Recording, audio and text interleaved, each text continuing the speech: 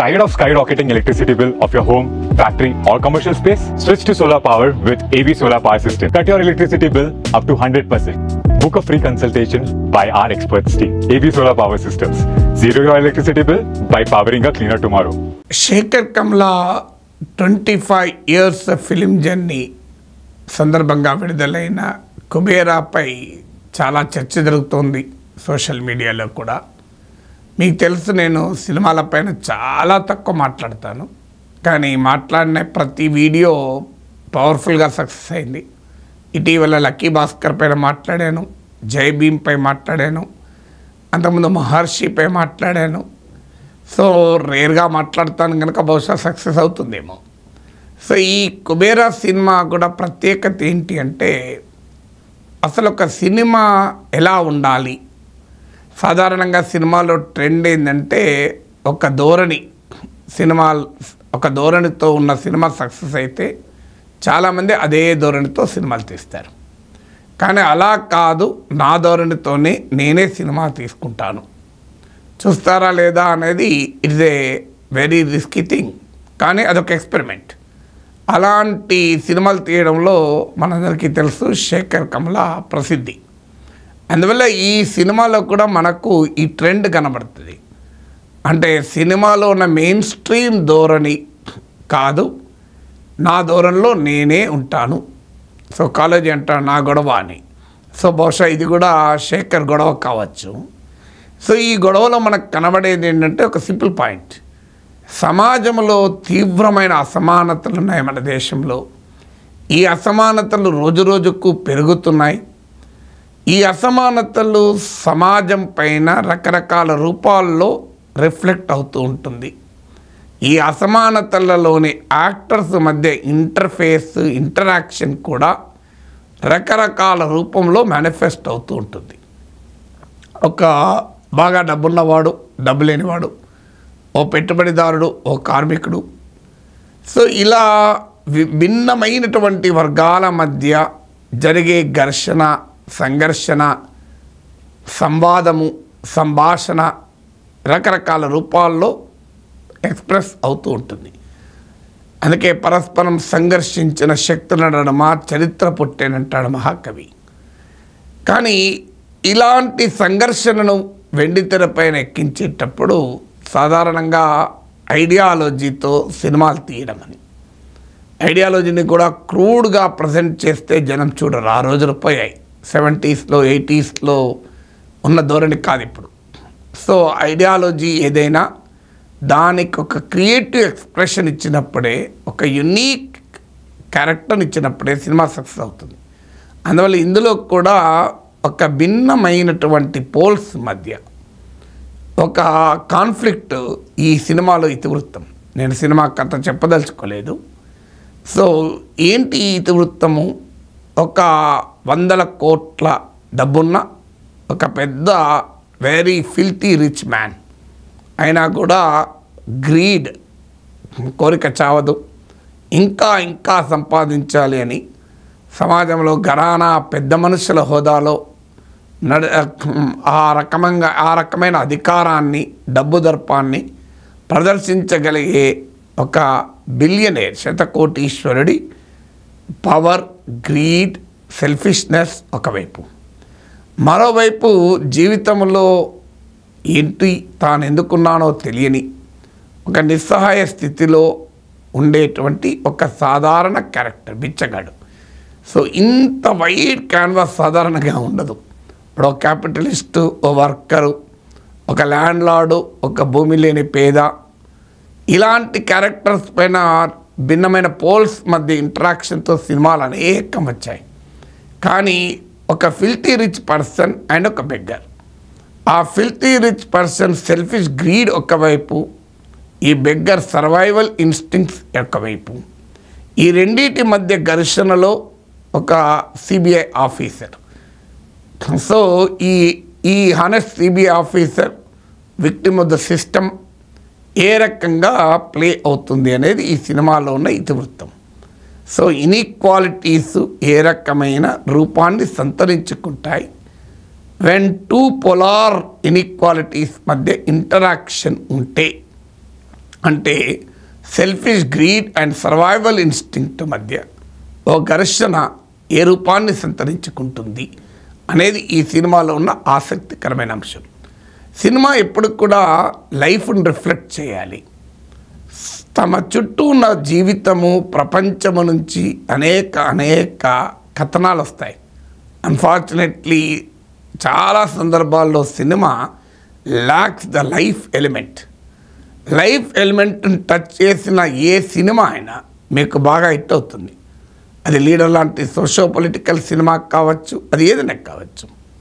అందువల్ల ఇందులో కూడా director personal observations of society, తన చుట్టూ ఉన్న సమాజాన్ని పరిశీలించినప్పుడు అందులో కనిపించేటువంటి కథనాల నుంచి ఒక స్టోరీ లైన్ ఎవాల్వ్ కావడం అనేది ఈ సినిమాకు ఉన్నటువంటి ఒక ప్రత్యేకతగా మనం గమనించాలి. ఈ సినిమాలో నేను ఇంతకుముందు చెప్పినట్లు 3 క్యారెక్టర్ల మధ్య ఒక ఇంట్రాక్షన్, ఒక బిలియనేర్, ఒక సిబిఐ ఆఫీసర్, ఒక బెగ్గర్. బిలియనేర్స్ పోలీస్ ఆఫీసర్లతో సినిమాలు చాలా వచ్చాయి. ఆనెస్ట్ పోలీస్ ఆఫీసర్ వర్సెస్ ఏ బిలియనేర్, ఒక corrupt police officer and A billionaire, ఇలా రకరకాల రూపాల్లో సినిమాలు డికేడ్స్గా వస్తూనే ఉన్నాయి. కానీ ఒక హీరోను బెగ్గర్ రోల్లో ప్లే చేయించాలంటే డైరెక్టర్కి చాలా సాహసం ఉండాలి, ఆ హీరోకి కూడా ధైర్యం ఉండాలి. ఇక్కడ ఖచ్చితంగా హీరోని కూడా మనం అప్రిషియేట్ చేయాలి. సో అందువల్ల I'm not an expert in action, I'm not expert in cinematography. నేను అందుకే వాటి జోలికి వెళ్ళడం లేదు. నేను ఏ సినిమా పైన విశ్లేషణ చేసినా I confine to my area, message చుట్టూ మాత్రమే నా విశ్లేషణ ఉంటుంది. ఎందుకంటే సినిమాటోగ్రఫీ వాటి ఎలిమెంట్స్ ఇవేవి తెలియకుండా మాట్లాడకూడదు. సో ఇందులో మెసేజ్లో కూడా ఒక ఇంట్రెస్టింగ్ డైమెన్షన్ ఏంటంటే బెగ్గర్స్, ఒక ఇన్విజిబుల్ పీపుల్ అంటారు వీళ్ళను. అంటే సమాజంలో వీళ్ళు కనబడరు.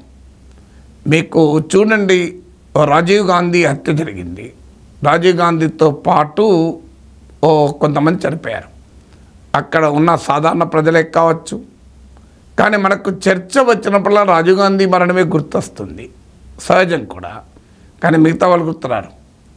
అందువల్ల సమాజంలో చాలామంది గుర్తురారు మనకు. ఒక అందమైన భవనాన్ని మనం చూసినప్పుడు 50 అంతస్తుల బిల్డింగ్ చూసాం, ఆ బిల్డింగ్ అందాలే గుర్తొస్తాయి మనకు. కానీ ఆ బిల్డింగ్ కడుతూ తమ చెమటోడ్చినటువంటి శ్రామికులు మనకు గుర్తురారు. సో మానెత్తుర కంకరగా ప్రాజెక్టులు కట్టినాం, ఆ శ్రమ ఎవడిదురో సిరి ఎవడిదురో అని ఒక కవి అన్నట్లు మీకు ఆ సిరి మాత్రమే మనకు కనిపిస్తుంది, ఆ శ్రమ కనిపించదు. సిరి ఏమో విజిబుల్, మీకు శ్రమ ఏమో ఇన్విజిబుల్. చెమట ఇన్విజిబుల్, సంపద విజిబుల్. సో ఈ ఇన్విజిబుల్ పీపుల్ అంటే సమాజంలో అభాగ్య జీవుల ఆక్రందన, దానిని వెండితెర పైన చూపెట్టడం ఒక ఛాలెంజ్. సో దాన్ని కూడా చాలా సటిల్ క్రియేటివిటీలో చూపెట్టడం, సాధారణ తిరుగుబాటులాగా చూపెట్టడం పెద్ద కష్టం కాదు. అందువల్ల అది రొటీన్గా చాలా సినిమాలు వచ్చాయి.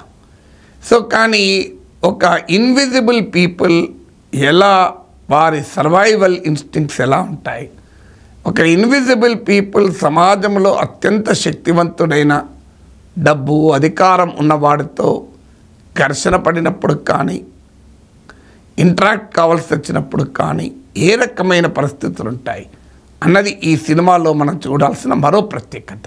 సినిమా అనేది రియల్ లైఫ్లోని ధోరణులను రిఫ్లెక్ట్ చేసినప్పుడు అది సమాజానికి ఎంతో కొంత మెసేజ్ను పవర్ఫుల్గా ఇవ్వగలుగుతుంది.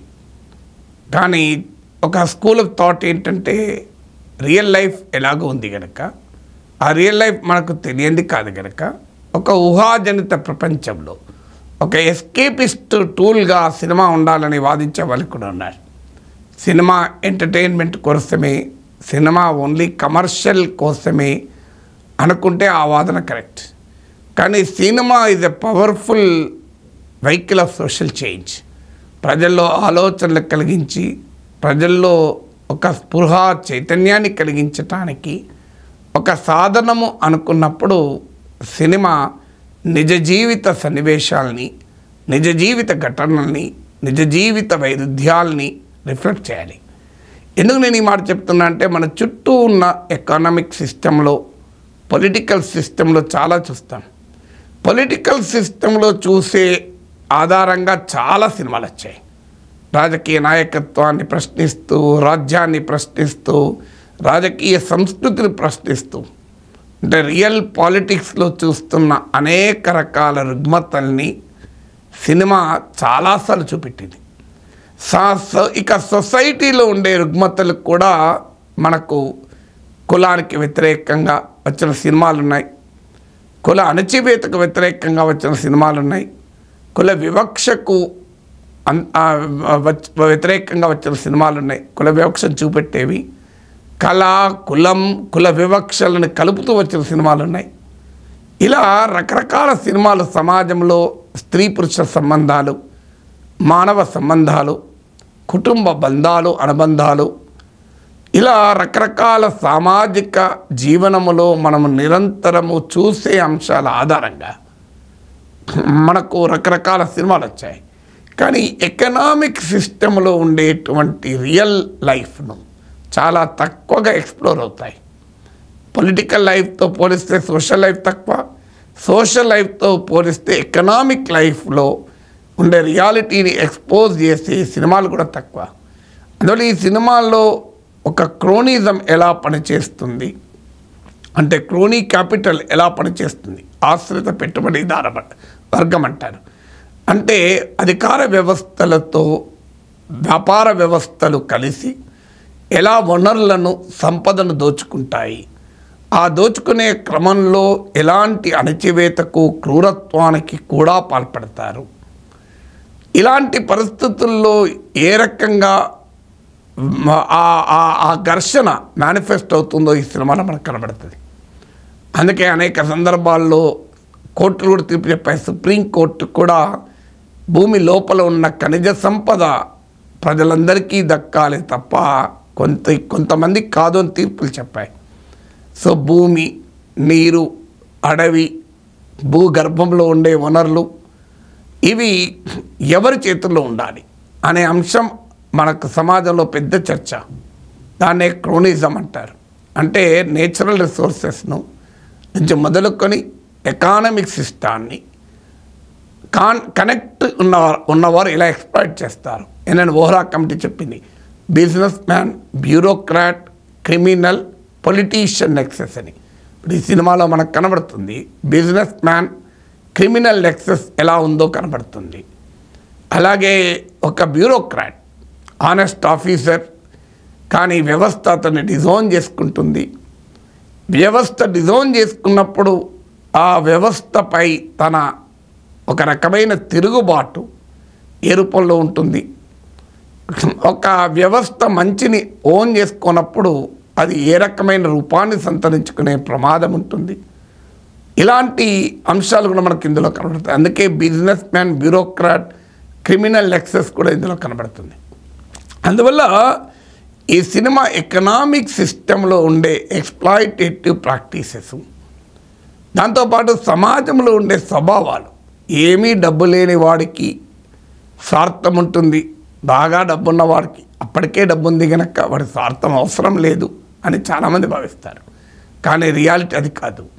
అసలు ఏ డబ్బు లేని బెగ్గర్ తనకు ఉన్నదానితో ఆనందపడుతూ ఉంటాడు.